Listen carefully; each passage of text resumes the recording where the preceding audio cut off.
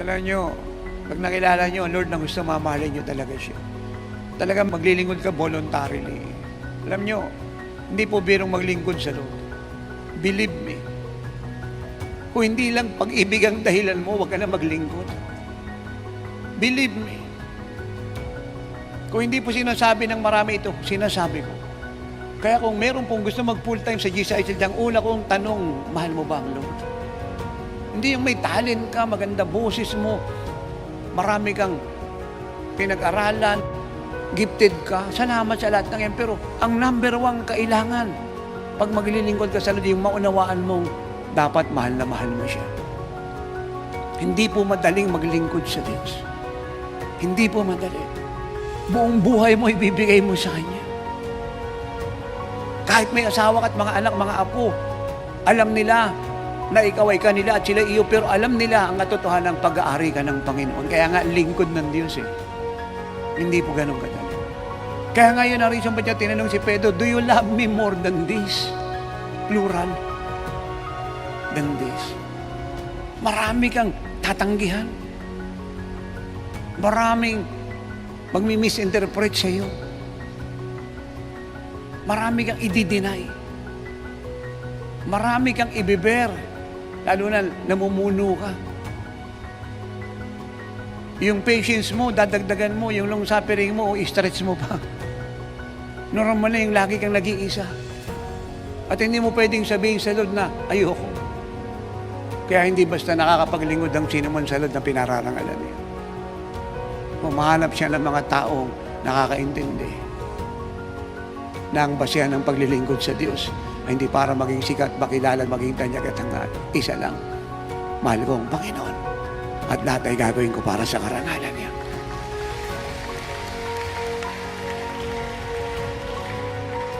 Yung kantang more than anything, hindi lang kanta yan, dapat buhay mo yan. I love you, Jesus, more than anything. Hindi mo pwedeng sabihin sa Lord, Lord, pagod ako, puyat ako, kulang tulog ko. You must do it. His love must compels you to do it. Kaya nga ako, lagi na lang nagyuyuko ng puso at ulo sa Lord, kasama ng tuhod ko. Kada alis ko at kada uwi, papasalamat sa Lord na naawa siya sa akin na napagkatiwalaan niya. Sana lahat na naglilingkod sa buong mundo kagaya ko.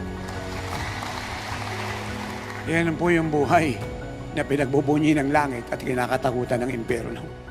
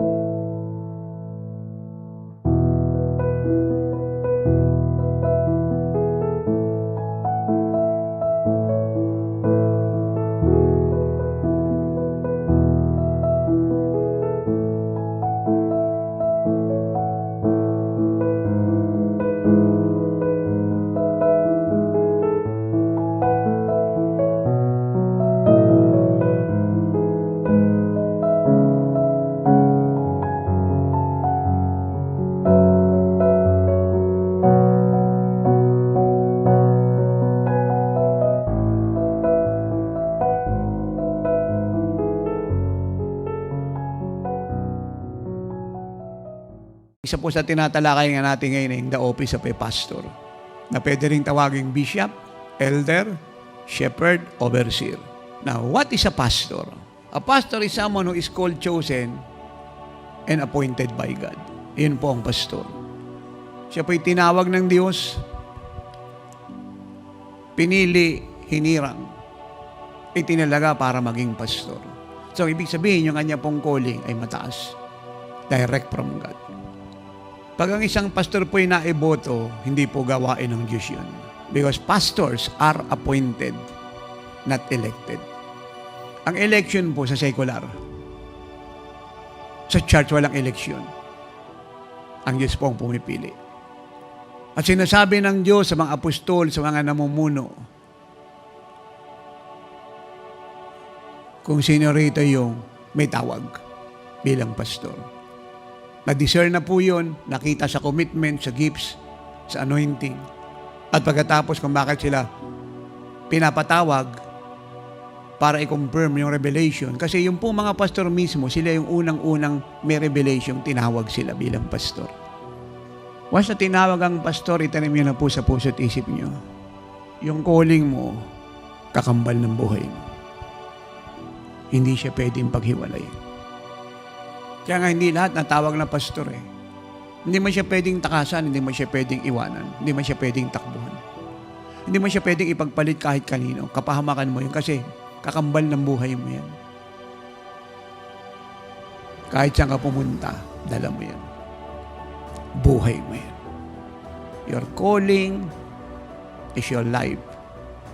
And your life must live according to your calling. You are called to be a pastor, live like a pastor. A living like Jesus pastor. Wala ka ibang ipamumuhay. Wala ka ibang trabahong gagawin. Kundi yung pagkatawag mo sa Diyos.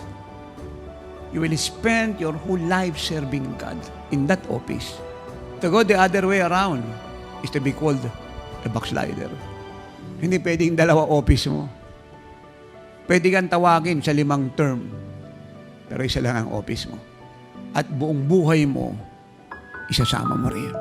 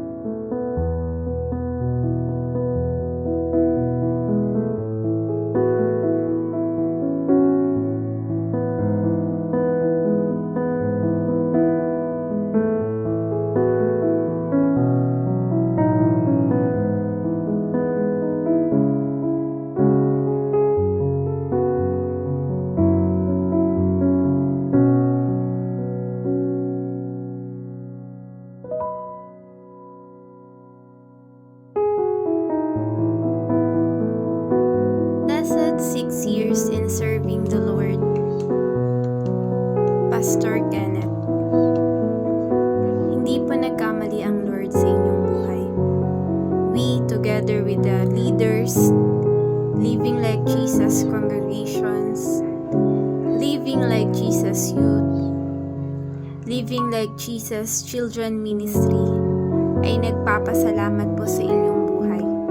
We thank God for your life. Sama-sama po nating tatapusin ang perpektong kalooban ng Lord.